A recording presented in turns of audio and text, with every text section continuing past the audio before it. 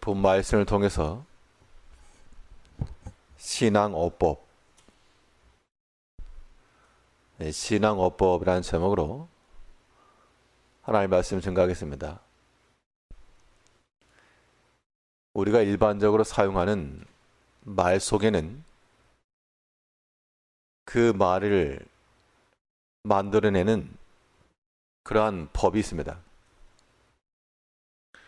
우리가 한글을 사용할 때는 잘 모르지만 외국어를 배우거나 외국에서 생활한다 할 때 이 말이 어떻게 이루어지는가, 단어와 단어가 어떻게 배열되는가, 그러한 법칙을 이해하는 것이 소통을 위한 길입니다. 외국 생활에 있어서 가장 어려운 점이라 그러면 언어 문제인데요. 초창기 때에는 말을 잘 못하고 더듬더듬 단어만 나열을 해도 사람들이 이해를 해주고, 어떤 때는 참 잘한다, 온 지 얼마 되지 않았는데 참 빠르다, 그러한 이야기를 하기도 합니다. 그런데 시간이 지나서 오랜 시간이 지났음에도 불구하고 여전히 말에 익숙지 못하여서 초보자와 같이 그렇게 말을 하게 되면 속으로 사람들이 이제 판단하는 겁니다. 이 사람은 여기서 생활한 지가 얼마인데 좀 공부 좀 하지, 아직도 저렇게 어색한가.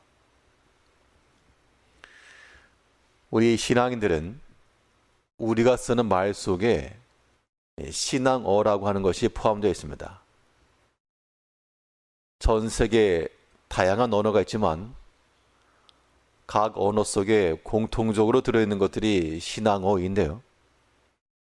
이러한 신앙의 말을 하기 위해서도 우리가 그러한 어법들, 사용해서는 되지 아니할 말들, 꼭 지켜야 될 말들, 이런 것들을 분별할 필요가 있다는 겁니다.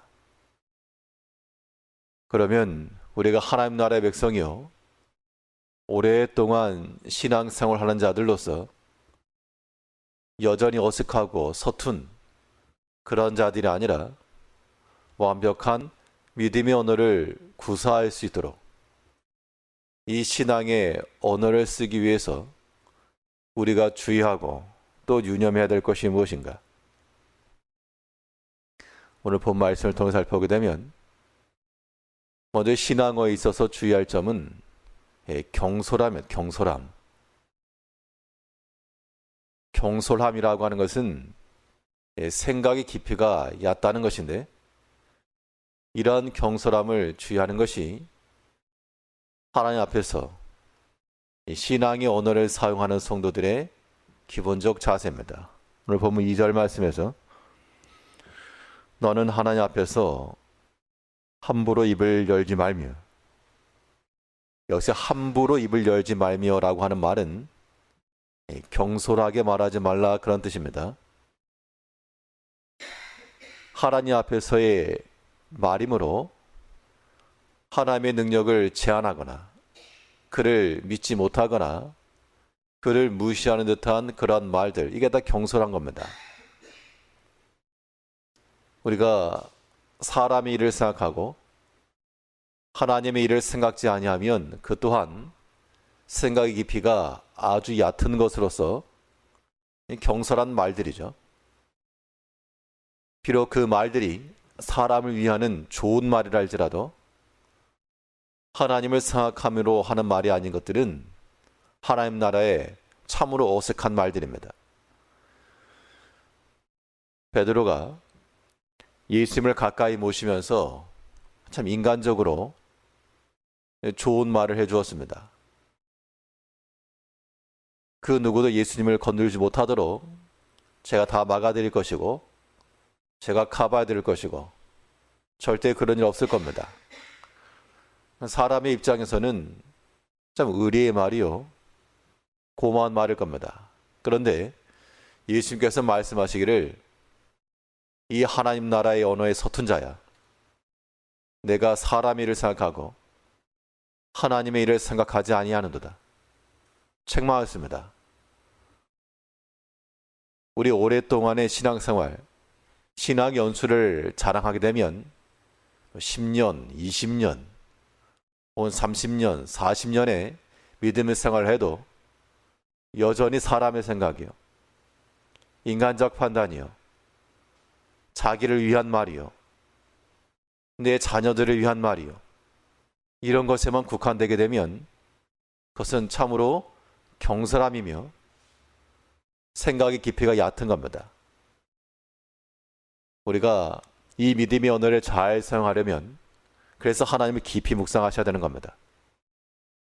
그 하나님의 능력과 그 하나님의 숨은 사랑과 하나님의 감추어진 뜻과 때로는 고난과 고통 중에서라도 이 일을 통해서 역사하실 하나님의 섭리와 우리가 이런 데까지 생각이 미치게 되면 우리는 고난 중에라도 하나님을 원망하거나 불신앙의 말을 할 이유가 없고 도리어 하나님의 일을 생각함으로 자기를 제한할 줄 알고 또 땅바닥에 떨어진 것일지라도 낙심하지 아니하며 여전히 소망 중에 하나님이 여전히 살아계시며 그의 능력은 무한하시며 또 나를 위해 좋은 계획을 가지고 계시며 버리지 아니하시고 지켜주실 것이라고 하는 그런 믿음의 생각과 말들이 나오게 되어 있는 겁니다.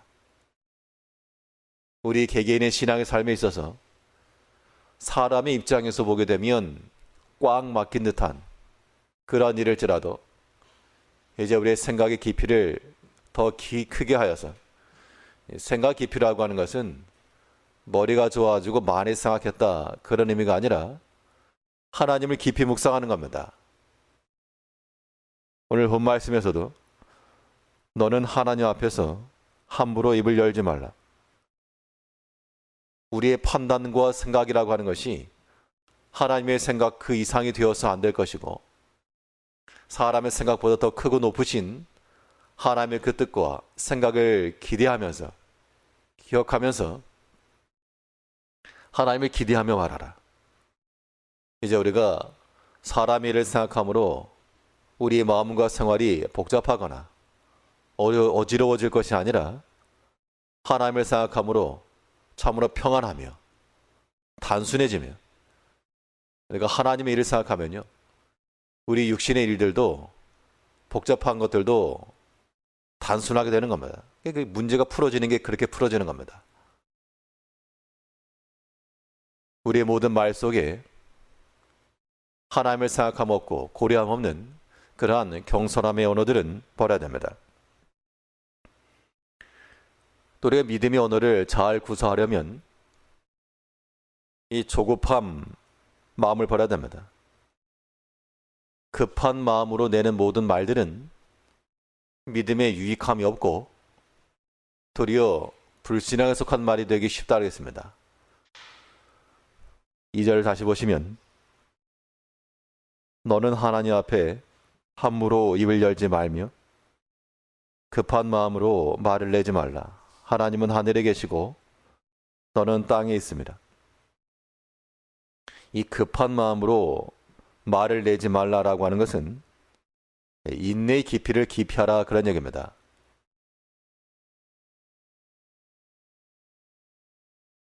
하나님은 하늘에 계시고 너는 땅에 있습니다. 그러니까 모든 때와 모든 일을 이루시는 것은 하나님이시기 때문에 내가 땅에 속한 자가 되어서 하나님이 판단하시고 일하시기 전 내 멋대로 결정 내리지 말고 인내하고 기다려라. 비록 그것이 사람의 생각으로 타당해 보일지라도 판단치 말고 인내하여 기다리라. 하나님께서 아브라함에게 내 몸에서 날 약속의 아들을 말씀해 줬습니다. 하늘의 별과도 같이 바다의 모래와도 같이. 근데 정작 그 말을 들은 아브라함은 그 현실의 삶 가운데서 절망이죠. 내 나이가 몇이며 하나님께서는 약속했는데 뭐 아이를 가질 수 있는 육체적 상태도 아니고 뭐 어떻게 하라는 것인가. 도무지 감이 잡히지도 않고 그럴 때 이 믿음의 아브라함도 이래 가지고 안 되겠다 해서 첩을 얻어서 거기에서 아이를 낳아 하나님께 말하기를 이 아이로 족합니다. 하나님의 약속에 따라서 뭐 다른 아이 그보다도 이 아이로 족합니다. 이스마엘로 족합니다. 하나님의 때를 온전히 기다리지 못하고 자신의 때를 가지고 판단한 결과 그것이 일생토록 그 자손 때 이르기까지 가시가 되었습니다. 그 조급한 마음으로 행한 모든 일들이 결국 좋자고 한 것인데 이를 수월하게 만들고 잘 하겠다고 한 일인데 그것이 도리어 방해가 되었고 대대로 고통되었다는 겁니다. 우리가 하나님을 믿는 신앙인들로서 오랫동안 신앙생활했는데 여전히 경솔하며 하나님의 일을 생각지 아니하고 여전히 조급하며 그 하나님의 때를 인내하지 못하여 사람의 생각으로 그러한 모든 모습들은 아주 신앙인의 신앙어의 서툰 자의 모습입니다. 더듬더듬 거리는 것이 초창기라면 받아줄 만한데 우리 신앙 연수를 자랑하면서 여전히 그러하면 참으로 못 봐줄 만한 일들입니다. 이제 우리가 그러한 하나님 나라의 어색한 자가 되지 아니하도록 모든 일에 있어서 생각의 깊이를 깊이하여 하나님을 묵상하고 하나님 뜻 안에서 판단하며 또한 우리 인내의 깊이를 깊이하여 모든 조급한 마음 다 버리고 하나님께서 일을 이루실 때까지 오직 하나님을 기대하며 믿음으로 말하며 나갈 수 있는 성도님들 되시길 바라겠습니다. 기도하겠습니다.